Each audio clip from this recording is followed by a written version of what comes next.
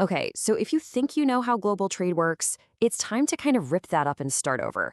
Seriously, forget the old rules. We are right in the middle of a fundamental reset, a complete rewriting of the supply chain playbook that's going to define the next decade. So, in this explainer, we're going to break down exactly what this new world looks like for 2026. So, what does this new era of trade actually feel like? Let's dive right in. We are watching this massive shift away from a predictable, decades old model to something completely new. This section is all about defining that change and, what it really means for how stuff moves around our planet. What's so great about this slide is just how clearly it lays out the before and after. For years, the goal was super simple: make it cheaper. That meant these hyper efficient, just in time supply chains, right? Think of a car company ordering parts to arrive the very day they're needed on the assembly line. But the new playbook for 2026? Totally different. It's all about resilience first. Instead of just in time, the new motto is just in case. That same car company now keeps weeks of extra parts on hand and has suppliers in a few different countries, just in case one link in that chain snaps. And here's the crucial point. This isn't just some temporary hiccup from a pandemic or a ship getting stuck in a canal. No, this is a deep structural change. Governments are now actively using policy to reshape how and where things are made. Think about something like the U.S. Inflation Reduction Act, which basically pays companies to build their clean energy tech in America. All of a sudden, where you build your factory is a political decision, not just an economic one. Price is no longer the only king. Policy has become the kingmaker. So this shift from focusing only on price to focusing on policy, well, it leads us straight to the single biggest catalyst for this whole reset: the massive return of protectionist trade policies. We're going to use the U.S. tariff strategy as our main example here, just to see how one big decision can create these huge ripples across the entire globe. And here it is. This is the number that basically changed the game. When the U.S. effective tariff rate on Chinese goods hit this level, it was like a massive shockwave to the whole system. For so many companies, the math for sourcing from China just didn't add up anymore, forcing them to rethink decades of strategy almost overnight. And this chart just brilliantly illustrates what happened next. The tariffs didn't stop Chinese exports, they just rerouted them. I mean, look at this pivot. While bookings to the US took a hit, they absolutely exploded everywhere else. Chinese exporters just masterfully redirected this tidal wave of goods toward new growing markets. Look at Africa, up a whopping 25%. And this is the essential thing to understand from that whole policy shock. It just proves the incredible resilience and adaptability of global manufacturing. The world trade map was redrawn, it wasn't erased. This wasn't about a decline in global trade, but a massive, policy-driven redistribution of it. So with this massive rerouting of trade happening, it's created these huge opportunities for other countries to step up and become the new manufacturing hubs. So the big question is, who are the winners in this global reshuffle? Well, two countries really stand out. They're being called the dual growth stars: India and the Philippines. What makes them so special is that they're seeing explosive growth in both exports and imports. That's a huge sign of deep economic development. It means they're importing raw materials to fuel their factories and exporting finished goods out.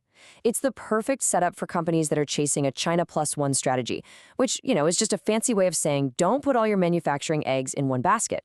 You add a second or even a third country to your network to spread out the risk. Now, alongside finding new partners in Asia, a lot of companies are thinking, hey, maybe we should just bring production closer to home.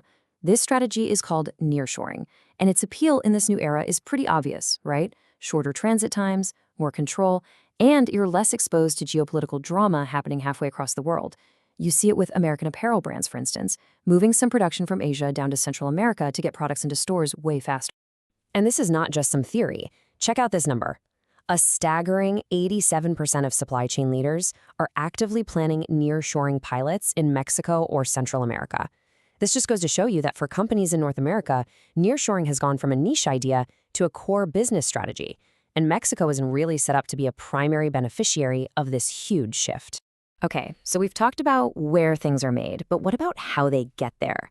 Let's shift gears from geopolitics to the high seas, because in the world of ocean freight, we're seeing this dramatic swing from the shortages and crazy high prices of the last few years to a completely new challenge.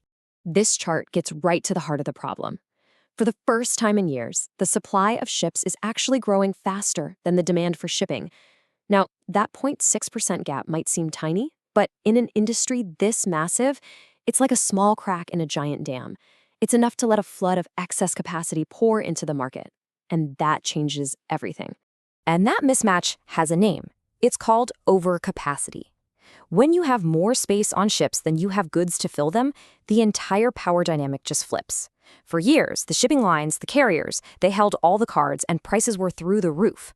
Now, the negotiating power is shifting firmly back to the businesses that ship goods, the shippers. So what does this actually mean for the cost of getting a product from point A to point B? The simple answer is a big drop. I mean, look at these forecasts. We're talking a predicted 10% decline for long-term contracts and an even steeper 25% plunge for spot market rates. That is some massive cost relief for businesses all over the world. And don't just take my word for it. As industry analyst Zanetta puts it, this isn't just a temporary dip. This is a structural market condition. I love the word they use, plague. This overcapacity is expected to plague carriers through 2026, which means these lower rates, they're probably here to stay for a while. Okay, so we've seen how the map of global trade is being redrawn and how the cost of shipping is falling. Sounds pretty good, right? Well, the world is never that simple. Let's look at the wild cards, the big risks, and the new rules for success in the year ahead. The AI investment boom is just a perfect example of these complex forces at play. On the one hand, yeah, it's a massive engine for growth. It's boosting productivity and supporting the economy. But on the other hand, it's a huge risk. This boom could actually fuel inflation. And as those sky-high profit expectations don't pan out, markets could reprice sharply, sending a shockwave through the whole system. This uncertainty around AI is just one of many risks we're facing next year. So what's really keeping supply chain managers up at night? Well, this chart gives us a pretty good idea. Geopolitical shocks are still the biggest worry, followed very closely by extreme weather. We're talking droughts affecting the Panama Canal or superstorms disrupting major ports. And here's the key takeaway. This is really important. Lower shipping costs do not mean lower risk. The world is getting cheaper to ship in, but it's also getting a whole lot more volatile. So how do you win in this new environment? Well, it really boils down to these 4 things. First, diversification. Having suppliers in different regions is basically your best insurance policy. Second is visibility, because you can't manage what you can't see, and new tech lets you track disruptions in real time. Third is agility over static efficiency. The ability to pivot quickly is now way more valuable than saving a few pennies. And finally, with shipping rates so low, now is a great time to lock in those favorable economics. Which leaves us with one final, and I think crucial question. You see, building these new resilient supply chains, it isn't cheap. More inventory, more suppliers, more complexity, it all adds costs. So as we move away from that old playbook of pure efficiency and start rebuilding for resilience, we have to ask ourselves, who ultimately pays that price? Is it the company absorbing it in their margins, or is it you, the consumer, at the checkout? That right there, that is the core tension defining this entire new era of global trade.